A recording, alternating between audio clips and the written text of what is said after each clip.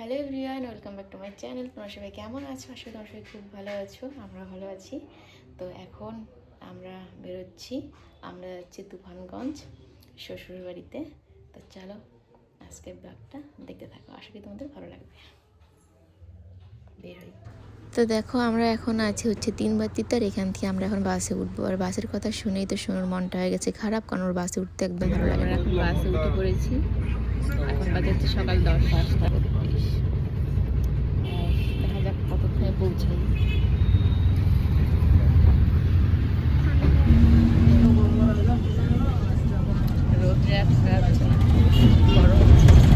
কোচবিহারে এসে একটা বাস থেকে নেমে তারপর আর একটা বাসে উঠলাম। যদিও সোনুর বাবা বলেছিল কোচবিহারের রাজবাড়িতে নিয়ে যাবে, কিন্তু এত ব্যাগ ট্যাগ নেওয়ার ইচ্ছে করলো না।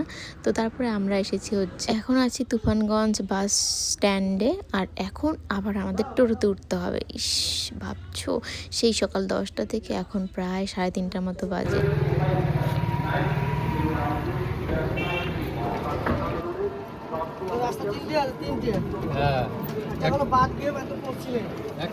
তো দেখো আমরা এখন আছি যে টোটোতে, আর এদিকে দেখো জমিগুলোতে চাষ করছে। আর এখন অনেক টাইম লাগবে যেতে। সবথেকে বড় একটা বিষয় সেটা হচ্ছে এখানে সেরকম ভালো ফোনে নেটওয়ার্ক পাওয়া যায় না। আর পুরো বাঁশ বাগানে ভর্তি ছিল যখন আমি এসেছিলাম, পুরো বাঁশ বাগানে ভর্তি। তবে এখনও আছে কিন্তু একটু কম। এই দেখো তোমরা এখনই দেখতে পাবে, দেখো যে বাঁশ বাগান। আর আগে তো আরও পুরো চারপাশে জঙ্গল ছিল, এখন তাও অনেকটা পরিষ্কার হয়েছে। তো এখন তো যাচ্ছি শ্বশুরবাড়ির দিয়ে, দেখা যাক আরও কত টাইম লাগে। আমি তো ভুলেই গেছি ঠিক আরও কত টাইম লাগবে। তো এটা হচ্ছে নাগুরহাট হাই স্কুল, যেখানে সোনুর বাবা পড়াশোনা করতো। আর এই দেখো এটা হচ্ছে শাল বাগান, দেখো কত বড় বড় গাছ। তারপরে আমরা চলে এসেছি দাদাবাড়ির এখানটা, ওই যে সোনুর বম্মা আসছে। আর এরপর আমরা এসে খাওয়া দাওয়া করি। আর এখন হচ্ছে সোনুর বাবা তারপরে দাদা এরা হচ্ছে খাওয়া দাওয়া করছে। তো দেখো এখন বাজে হচ্ছে রাত ওই 7টার মতো। বাপরে ঠান্ডা কুয়াশা। আর এখন আমরা সবাই রেডি হয়ে টোটোতে করে যাচ্ছি কামাখ্যাগুড়িতে এক দাদার মেয়ের জন্মদিন। আর এখানে এসে দেখো আমার এই দাদাটা কাজে লেগে পড়ছে, দাদা দিদি। আর আমরা এখানে বসে বসে গল্প করছিলাম, এই দাদার 2 ছেলে আর হচ্ছে জেঠি শাশুড়ি আর আমি ছিলাম। আর তারপরে দেখো এই যে জন্মদিন দাদার মেয়ের। আর জানো সব থেকে বড় কথা, আমরা যখন শেষবার এসেছিলাম তখন এই যে দাদা কালো জ্যাকেট পরে আছে, এই দাদার বিয়েতে এসেছিলাম ওই 7 বছর আগে। আর আমরা আজকে এসেছি, তো আমি জানতাম না আজকে যে দাদার মেয়ের জন্মদিন। এখানে আসার ওই 1 ঘন্টা কি 1 ঘন্টা আগে সোনুর বাবা বললো আজকে দাদার মেয়ের জন্মদিন, ফোন করেছিল যেতে হবে। তো তারপরে আমরা যে দাদা বাড়িতে উঠেছি এসে সেখান থেকে একটু দূরে টোটো নিয়ে গিয়েছিলাম আর কি। তো এই যে দেখো কেক কাটছে। আর আমি জানি না কেন এরকমটা দেখি, 1 বছরের জন্মদিন করতে গেলে বাচ্চারা কান্নাকাটি করে। সোনুও কিন্তু ছোটোবেলায় খুব কান্না করেছিল কেক কাটার সময়। আর এই যে এখানে এই বাচ্চাটাকেও দেখলাম। আর দেখো যেই মুখে কেক দিয়েছে, ব্যাস মুখটা কেমন যে করছে। মিষ্টি জিনিস খেতে ভালোবাসে না, ঝাল জিনিস খেতে ভালোবাসে, এই জন্য মিষ্টি জিনিস মুখে দিয়েছে, অক অক করে বের করে দিচ্ছিল। সত্যি মানে বাচ্চারাও ঝাল মিষ্টি ওরা বেশি বোঝে।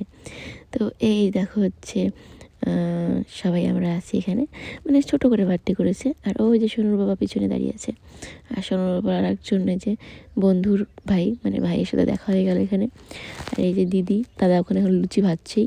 আর এই যে হচ্ছে যা মানে যে বাচ্চাটার বার্থডে তার মা, এই যে এই দিদির বিয়েতে লাস্ট এসেছিলাম। আমার কথাগুলো শুনে জানি না তোমরা বুঝতে পারছো কি না, আমি কিন্তু ঘুম থেকে উঠে এখন ভয়েস দিচ্ছি, কারণ কালকে রাত্রে 10টার দিকে বার্থডে বাড়িতে এসেছিলাম। আর এত ঠান্ডার মধ্যে এসে আগে ঘুমিয়ে পড়ছি, সারাদিন যেহেতু গাড়িতে ছিলাম আর ইচ্ছে করছিল না ভিডিও এডিট করার। তো এসেই ঘুমিয়ে পড়েছিলাম। আর এখন ঘুম থেকে উঠে আগে ভয়েস দিচ্ছি, ভিডিওটা এডিট করব, নাহলে ফোনটা ওই যে জাম হয়ে যায়। আরও তো সারাদিন কোথায় যাচ্ছি না যাচ্ছি ভিডিও করতে লাগে, তাই না? এর জন্য ঘুম থেকে উঠে আগে ভিডিও ভয়েস দিচ্ছিলাম। আর এখানে সোনু দেখো বোনকে বার্থডে গিফট দিয়ে দিল, একটা সোয়েটার নিয়েছে সোনুর বাবা বাইরে থেকে। খেতে বসলাম।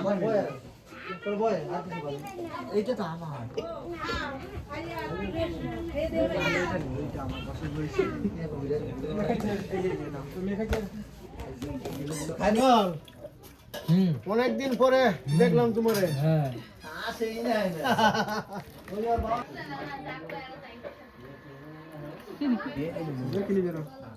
পুরি নিবি না ভালোই টাকা খরচা করছি। পাইস নিবি না তাও সেটা খরচা করে নেয় পাইস নিবি পুরি নে দাদার বিয়ের অন্নপ্রাশনের সময় আমাদেরকে নিমন্ত্রণ করেছিল, কিন্তু তখন সোনুর পরীক্ষা চলছিল বলে আসতে পারিনি।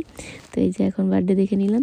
আর দেখো প্রথমে এসে কোলে আসতে চাচ্ছিল না, এখন একটু চিনা চিনা লাগছে, কোলে উঠে নাচ করছে। চলো আজকের মতো ব্লগটা এই পর্যন্ত, দেখাবো নতুন একটি